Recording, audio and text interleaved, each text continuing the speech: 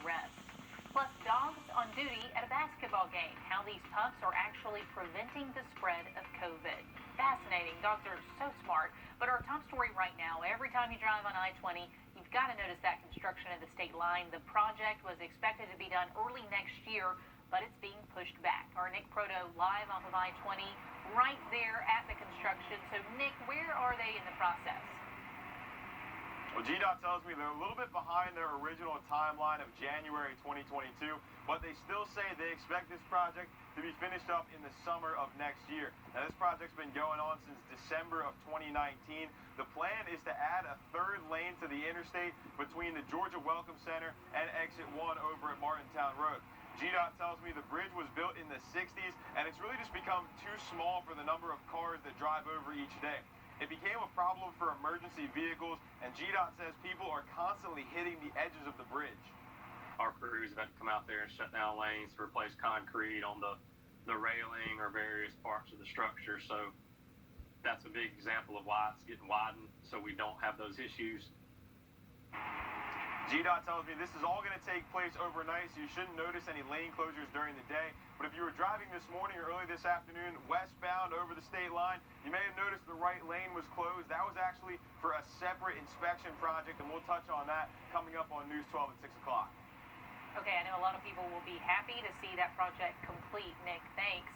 Taking a look out over Grove, she went on to say more money will be needed to address the security concerns. The FBI needs names to put with these faces still, these 10 men. The Bureau releasing this poster. The men are accused of illegally entering the Capitol on January 6th and assaulting federal law enforcement officers. Anyone with information or any other information related to the January 6th attack is asked to contact the FBI. And the U.S. still on high alert after the riots. Just yesterday, a West Virginia man who was armed with a handgun and 20 rounds of ammunition was arrested very close to the Capitol. According to a police report, an officer saw the man parked in the middle of an intersection outside of Veterans Memorial in D.C. He still hasn't been identified. A local business stepping up for the good of the community. Every year in November, Floyd and Green Jewelers hold an event of shopping where a part of sales goes towards a charity chosen by the shopper. This morning, they awarded the checks to more than 30 charities for a total of more than $22,000. Checks range from $5 to more than $3,000, and a few of those charities were Mental Health America, Golden Harvest Food Bank, and the Hope House. University Healthcare also getting some much-needed funds today. Chemo Facility Solutions and Supplies presented them a $20,000 check at the University Hospital in Somerville. The two have partnered together for more than 15 years, and University says it's been a tough year for healthcare organizations with so many COVID challenges, so they are thankful for chemo and the community support. We've spent dollars making this facility, University Hospital Summer, COVID prepared, COVID ready, and COVID safe. Safe for our patients, safe for our staff and physicians taking care of those patients. And it's been a heavy lift with COVID, but we're very thankful when we get a boost from folks like the fine folks at CAMO. University says as of today, they've discharged 2,000 patients who have recovered from COVID-19. Fort Gordon Health had its annual Army Best Medic competition today. This is pretty cool. It's a tradition out there named after Sergeant Major Jack Clark Jr., a respected leader who really understood the importance of medics in the Army. Teams competed in several different challenges, simulating real-time medic situations in battle. And the winning team got their very own ceremony at the end, but pretty neat competition they had out there today. The Georgia Cybersecurity Center bringing teams together for a different competition. Teams from 15 different countries competed in a virtual Jeopardy-style competition. And let's be honest, who doesn't love Jeopardy? The goal was to practice cybersecurity measures and come up with better methods of defense. The winning teams get to claim bragging rights, but of course, the whole thing is about a lot more than just the competition. Yeah, so one of the main benefits is obviously bringing together, our allies into the cybersecurity realm so that we can practice, enhance all of the different cybersecurity measures that are going on within the cybersecurity community today. He says the event is a good way to increase global defense posture against hackers or what he calls bad players. More production will be happening at Boeing's facility up in North Charleston this year. Boeing confirmed it will move all of its 787 Dreamliner production from up in Washington State to its South Carolina facility. Currently, the 787 is made in North Charleston and at a plant in Everett, Washington, but only the North Charleston site is set up to build those larger models. Production of the smaller models will continue in Washington until the program transitions. Races are going virtual this year. That includes Augusta University's half marathon, the 10K, the 5K, and all of the Medals for Miles Kids Fun Runs. The Augusta Sports Council made that tough decision this week due to COVID concerns. Everybody registered for that 2021 event will get an email. It'll have a lot more information, but the event will return February of next year for its 14th year. It raises money for scholarships awarded to local graduating high school student athletes each May, so a very important event, a huge event, just another casualty of COVID. The Columbia County school system could get $8.9 million in CARES Act 2 funding. This funding was up for debate during this week's board meeting. If it's approved, the money would go toward electronics, athletic, and nutrition programs, as well as stipends for employees not included in the state's allocation. Again, this has not been approved just yet, but that's what they're planning to use it for. The dogs are out, but not just for fun. Get this, the Miami Heat is using these dogs as a way to bring back fans to the stands. They are highly trained virus-sniffing dogs. Yeah, they sniff out COVID-19, so they screen the fans before they come into the game. Tonight's the first time in months since the Heat has had in-person fans in the stands. They've been working on the plan for months, using these dogs for some games with earlier in the season with just friends and family as a test run, but they think they are ready, and they're going to be doing a lot of sniffing tonight. He's prepared every single Super Bowl field ever played, and despite the pandemic, he is working on this year's in Tampa as we speak. He's 91 years old. This is crazy. Plus snow, that's what parts of North Carolina woke up to this morning, but it wasn't all fun and games. And for tonight and tomorrow. A 91-year-old groundskeeper has helped prepare the fields for every single Super Bowl ever played, and he is not stopping this year. Karen Kornacki talked with George Tomei about his extraordinary career. The field in Tampa Bay is ready for a Super Bowl, just as you would expect with George Toma there. We had to strip the whole field from the Buccaneers, and after we stripped it, we laser graded it, and then we started to lay the sod like 2 weeks ago Wednesday, and so now we're just babying it. That sod was brought in from another state. When you have a Super Bowl on natural grass, you have to start the sod 18 months ahead of the game. So this sod has been growing on the farm in Georgia for 18 months. The NFL logo is painted in the center of the field, and George is painting the Chiefs logo today. We're fortunate that we have the Chiefs end zone template from last year. And we just have to start with the red paint, so we'll start putting the Chiefs in first. George has worked every Super Bowl from the start, and the NFL wouldn't have anyone else. I think him and the Pope are about on the same speaking scale. You know, he's the guy that was at Super Bowl I. None of us were. So, like I said, you know, he is just a walking history book. George is excited to prepare the field for another Super Bowl, but he's most excited to lay out the green carpet once again for the Chiefs.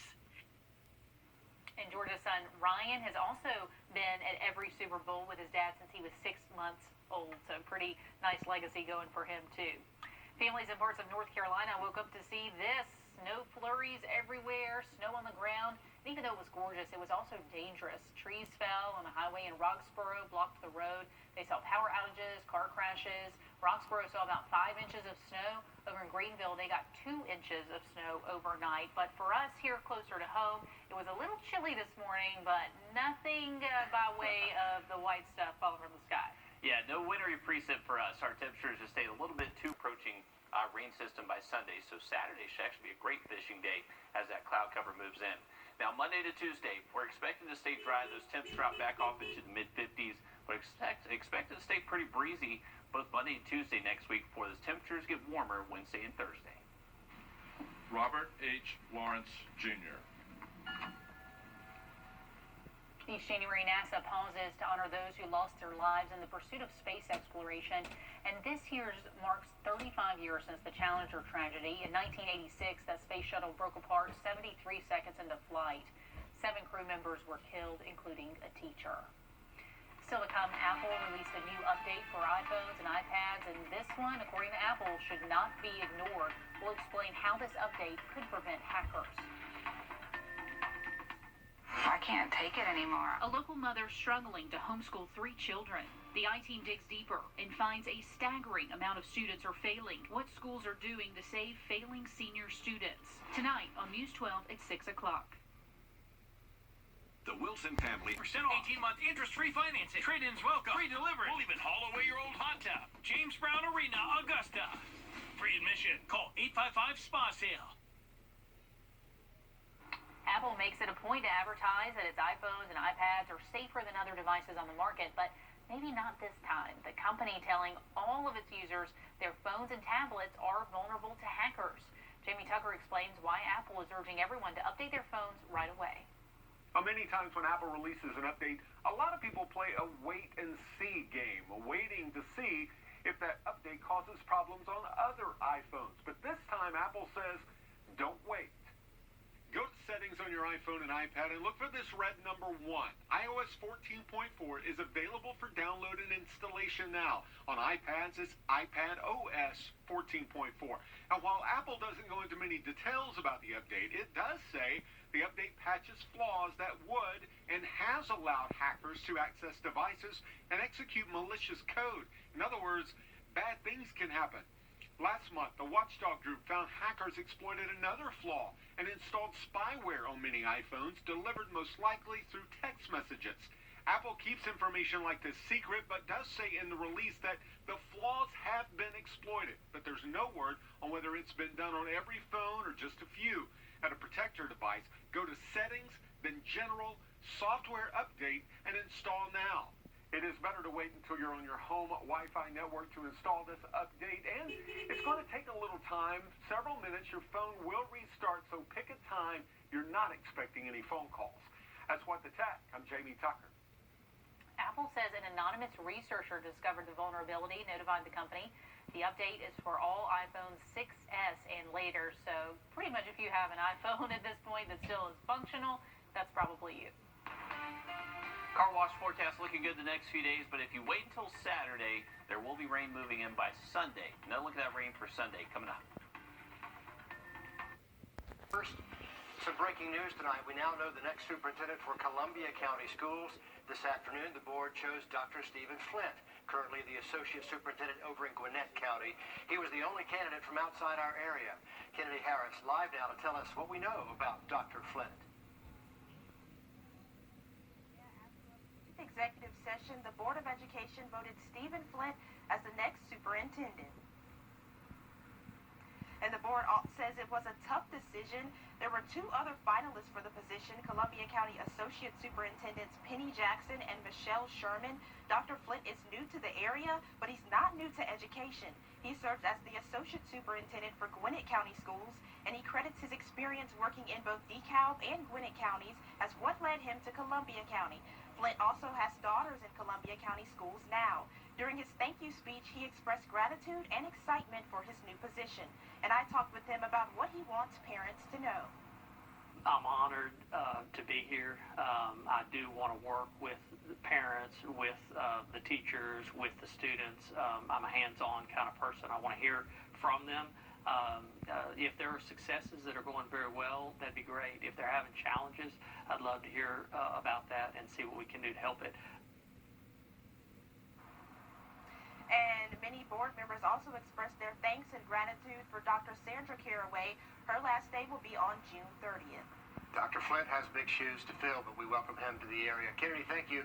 Consistency in our schools is just a memory for many of our students, from virtual to hybrid to in-person learning and then back again.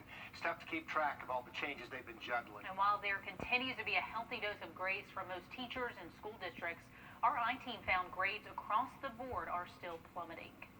Like a lot of you, Tammy Bartlett did not sign up to be a homeschool teacher. With online learning, they don't have to be anywhere. So it's like they don't mentally want to get up and start doing their schoolwork. Each of her 3 kids have very different needs. Her youngest is special needs. Her high schooler, we told you about Monday, has withdrawn from the world around him. And her middle schooler is not interested in virtual learning in the least. You're in your room, at your own computer, it's hard to concentrate on that specifically. I would nag him. I would try to bribe him. I would help him do his work because I was so afraid that he would fail. Like most of our school districts, there hasn't been a lot of consistency in the McDuffie County school schedule, a mix of virtual learning and in-person learning that changes as the COVID numbers change. If I wouldn't have helped him and his brother wouldn't have helped him the first 9 weeks, he probably would have failed. Josiah is certainly not alone. Students across the board are struggling. Our I-team requested data from all of our largest school districts, and we focused on seniors. We found a staggering increase in the number of seniors failing at least one class in fall of 2020 versus the year before. In Richmond County, data shows an 81% increase in seniors reporting a failing grade. In Columbia County, a 40% increase.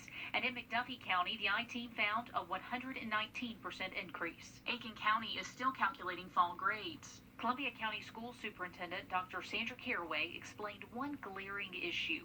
The hybrid model mimics collegiate level learning. They're being asked to be independent learners, self-motivated, sometimes self-teachers. And it's very hard for young people when they're not accustomed to that. That's asking a lot of, 13-year-olds to 18-year-olds. A lot of adults can't do that. The I-team obtained a survey compiled by Columbia County Schools to see what students were struggling with the most. The number one answer as to why students didn't attend class: I didn't feel like attending. And the number one reason students reported not turning in an assignment because they didn't understand it. One student writing they missed the positive learning environment that you can get in school. Another response: if I'm being honest, the hardest part is finding motivation. Teachers are essential to the well-being of children at every age. Which is a difficult layer to the problem. Those teachers are essential and more at risk than students of having serious complications. Just this week, an elementary school teacher with a history of asthma died from COVID. Did she contract it at school? School leaders can't possibly know, but it's a reminder the weight of each decision is heavy. Making the decisions has been tough because not everyone agrees. You have two sides of the belief that we should be shut down altogether, that we should not shut down at all. This spring, our schools are bringing kids back. 60% of kids are back full-time in Richmond County, 80% in Columbia. Aiken's maintaining a hybrid schedule. McDuffie is doing the same. It never was this stressful. I never had to beg him and plead with him, do his work for him, basically. I can't take it anymore. I'm making, near in tears, and it ruins my relationship with my kids. Physical and mental health colliding with educational needs while schools work hard to balance those burdens. Now, each district has a different plan to help students try to get back on track, from credit recovery programs to tutors to evening classes. We've put more information about your options and your resources on our website, wrdw.com. Colleges are also waiving SAT and ACT requirements for seniors who graduate this year. Many colleges are, which will help ease some of the burden of the learning divide. Let's get a live look now in just a little bit. The very first cases in the U.S. of the COVID variant first seen in South Africa, now confirmed in South Carolina. We're told one case is in the Low Country, the other case is in the PD region, but DHEC says they will not release any other information right now. DHEC did speak earlier today about those cases. They say they're investigating how these people got the variant in the first place. And to be clear, this variant is different from the strain first seen in the UK. Remember, Georgia now has 6 cases of that form of coronavirus, but Georgia won't say where. Doctors say there are many variants, but they're mainly concerned with the 3. The ones first seen in the UK, South Africa, and another one popped up in Brazil. Experts say all 3 strains appear to be more contagious. They believe current vaccines should still offer protection, but there's still some concern their effectiveness might be slightly diminished. Some experts also worry about antibody treatments. They might not be as effective against these other strains. Both Georgia and South Carolina working to get more people vaccinated, getting close to 800,000 in the Peach State, more than 300,000 now in the Palmetto State. Both states have some work to do distributing the doses they have, though. According to the State Department of Health, Georgia has given out almost 60% of the doses they've gotten. South Carolina has given out less than half of their doses, according to DHEC's website. Our local hospitals doing their part to get people vaccinated. Brady Trapnell live for us at Warren Baptist in Augusta, where AU Health gave out public vaccines today. Brady? Yeah, vaccinations wrapped up here about 30 minutes ago, but AU says it was a tremendous success. We saw very few lines at both locations that we were at today, but we saw many smiling faces, all thankful to get a chance to receive a vaccine. It's the line many would give a lot to wait in. Brenda Kidd Brightheart is just grateful to get an appointment. So excited to get it because I want to live. It's important to live. She's seen family and friends pass due to COVID-19, a familiar reality for many. I'm very, very thankful. Joseph Pressberry was in and out in 20 minutes. He's looking forward to seeing his grandkids. Get your shot. When your time come around, get your shot. More than 1,000 through AU and more than 2,000 through University Hospital were vaccinated today. It's AU's first official day of public vaccinations. As soon as we hear additional information from the Department of Public Health, we hope to be announcing additional vaccine clinics very soon. Dr. Joshua Weich, AU's vaccine coordinator, says AU opened up several more vaccination dates this morning. Appointments were gone in 30 minutes. It is great that we're not seeing as much vaccine hesitancy as maybe some of us feared. And it's great that we're able to fill this up pretty much within 20 to 30 minutes of it hitting online. Health officials say without the community's help, today wouldn't have been a success. Many volunteered and stepped up to help take a step towards change. So we want to see life, and I think 2021, I think it's going to make a change.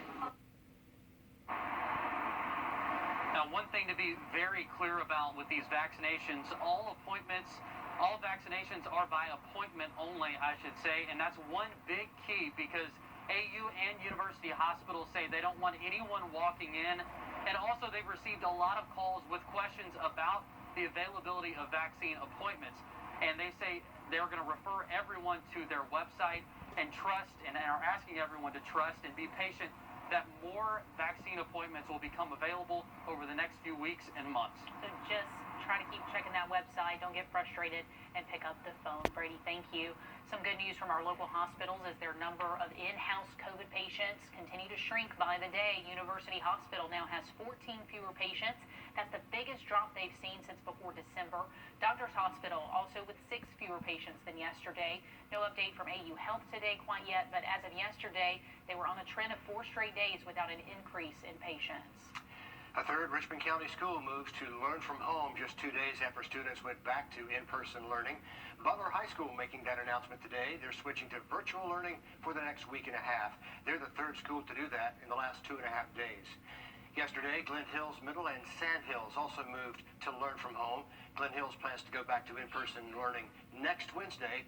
Butler and Sand Hills set to go back on February the 8th. A fire in Aiken this afternoon leaves a couple of people without a home. It happened on Jehosi Drive near Citizens Park. The fire started in one of the building's 4 units. The unit where it started, they say, is a total loss. One of the units next to it, also with major water damage. Investigators are trying to figure out what started that fire. A truck carrying wood and scrap metal turns over on Jefferson Davis Highway in North Augusta, causing major backups. You can see what the truck was carrying all over the road earlier today. This was right by the entrance ramp onto 520, right in front of May Video. The crash happened around 10 this morning, and they didn't get the truck off the road until just a few hours ago. There was no report of any injuries.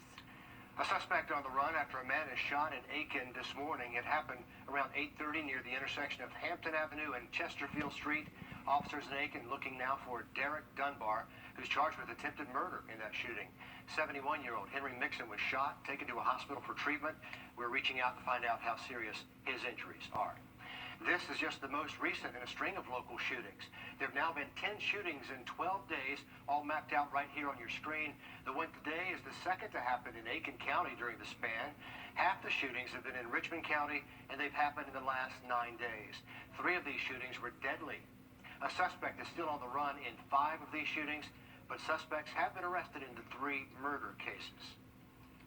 Work on a new fire station in North Augusta about to officially get started. The groundbreaking for Fire Station 1 on Martintown Road is tomorrow. These are the plans the City Council approved last month for $3.3 million. The spot on Martintown Road has been the center of heated debate for more than a year now. People who live near there on Observatory Drive are worried about the noise and their property values.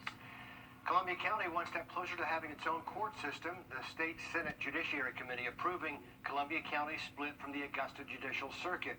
That bill now moves on to the State Senate. As it stands, Richmond and Burke counties would stay together in the Augusta Circuit. The split would take effect July 1st. Hundreds of families in the river region fed tonight thanks to Golden Harvest. They held another mobile market today at Grovetown's Macedonia Church.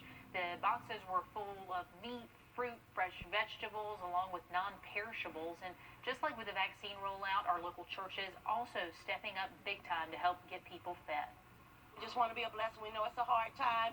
We're trying to do our part to serve the community through unity. So churches are coming together, partnering so we can help get some food into some families' homes.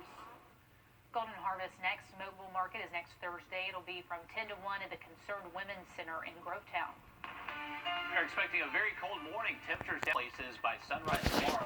Look at that chilly forecast in your week.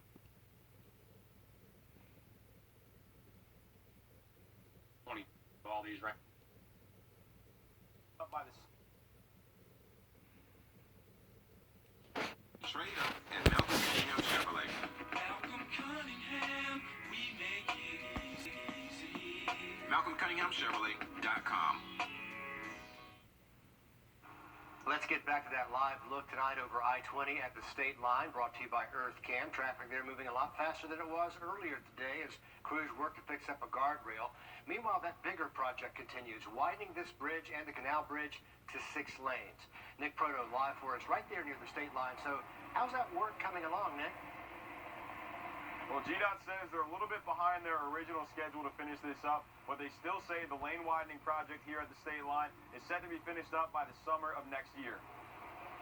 If you've crossed the state line since December of 2019, you've seen GDOT working on their lane widening project. There was additional capacity needs, and the bridges over the canal and the Savannah River were just basically obsolete. They've seen better days. Both of them were built in the mid-1960s. Collins says the bridge sees between 60 and 70,000 cars a day, and the lanes simply aren't wide enough. It was also becoming an issue for emergency vehicles to get through. You're going to have an extra lane on each side, and in addition to that, you're going to have 12-foot inside and outside shoulders added. The original plan was to be done in January of 2022. So all these rainy days we consistently have slowed down that portion. The weather forced them to push back, and they've set a new target of summer 2022. Hopefully things will be able to rev up, in March, April, leading into this summer. To really kickstart that bridge construction. All of the construction happens at night, meaning you shouldn't see any lane closures during the day.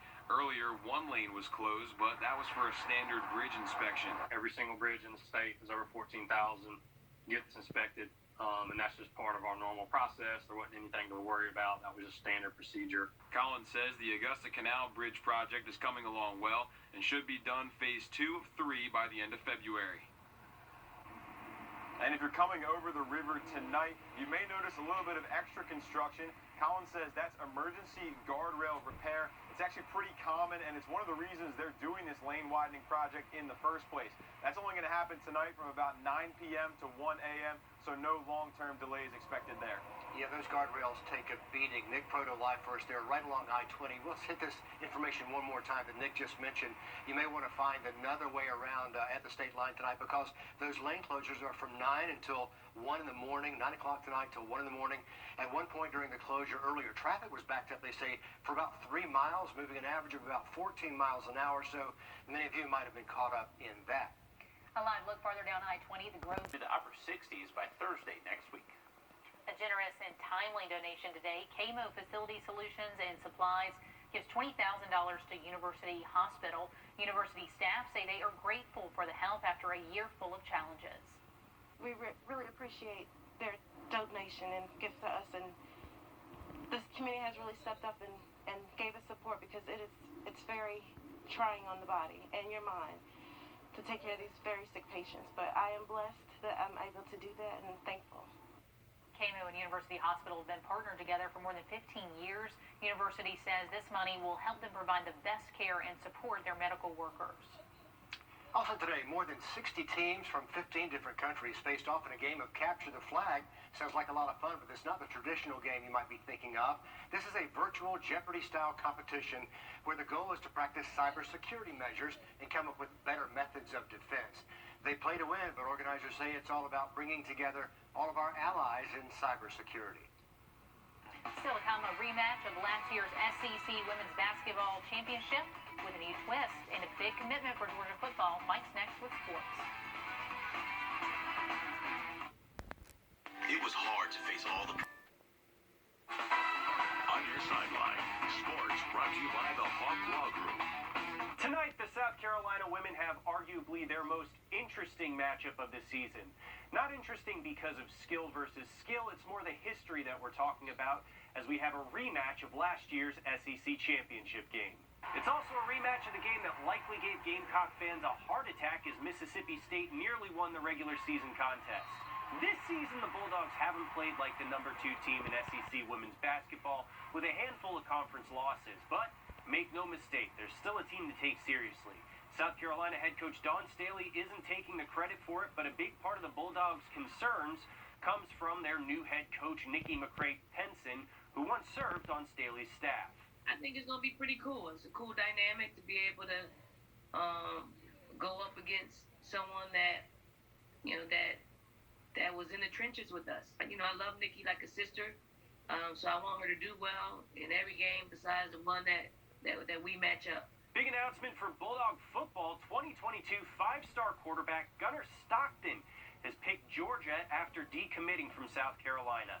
He and 2021 5-star Brock Vandergraaf will likely dominate the tail of the 2022 season. And while we're a ways away from seeing games at Sanford Stadium, the venue will have a busy summer. The Top Golf Tour is coming to Athens, and people will have the chance to hit golf balls from Dooley Field.